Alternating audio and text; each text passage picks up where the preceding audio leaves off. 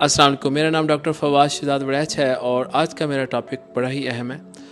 इससे पहले मैं वेट के ऊपर, मोंजारो के ऊपर, ओज़ेम्पिक के ऊपर और वेट लॉस की दीगर मेडिकेशंस के ऊपर बेशुमार वीडियोस बना चुका हूँ। अगर आपने अभी तक हमारे चैनल को सब्सक्राइब नहीं किया या उसे फॉलो नहीं किया तो please do so, this will be very helpful to you.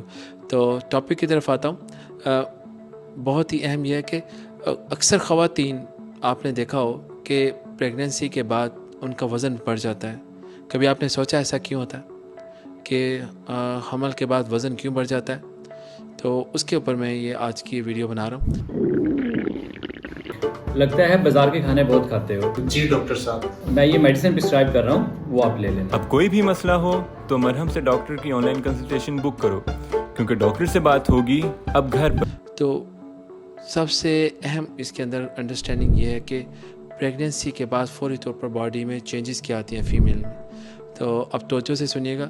Number 1, जब भी चाइल्ड बर्थ होती है बॉडी के अंदर, फीमेल की बॉडी में, तो एक हार्मोन बॉडी के अंदर वो एक्सेस कर जाता है जो कि ब्रेस्ट फीडिंग के लिए चाहिए होता है। ये कुदरती अमल है, वो है प्रोलैक्टिन। प्रोलैक्टिन वो हार्मोन है जो मिल्क प्रोडक्शन करता है और बेबी की फीड के लिए वो बहुत ज़रूरी है।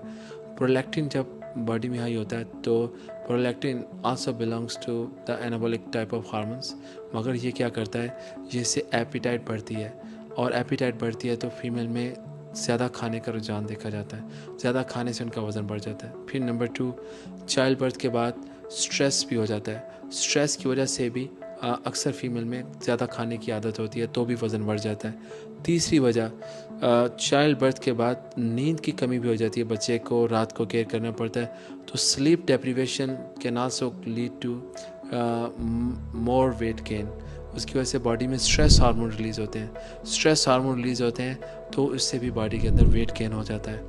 लास्टली, 5 दफ़ा प्रेगनेंसी के बाद थायराइड का प्रॉब्लम भी हो जाता है। थायराइड का प्रॉब्लम जो है वो वेट गेन के साथ वाला, जिसे हाइपोथायराइडिज्म कहते हैं, वो हो सकता है। हाइपर भी हो सकता है मगर वेट गेन भी इस तरह मुमकिन है। तो इसलिए, और एक और चीज़, अगर प्री डायबिटीज़ है इससे पहले या हमल के दौरान में इंसुलिन यूज़ की गई है तो उसके भी effects, after effects child birth के बाद आते हैं।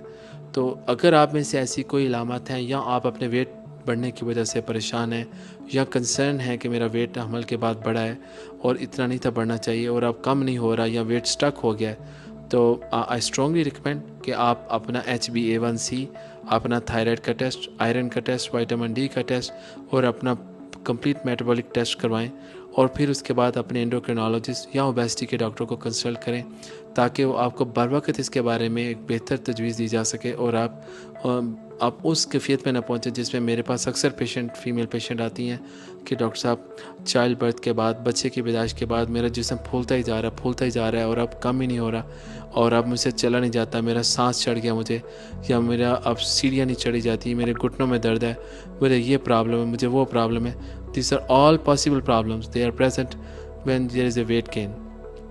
इसलिए अपने वज़न को मॉनिटर रखें, डाइट को मॉनिटर रखें ताकि आपका वेट ना बढ़े। बहुत शुक्रिया।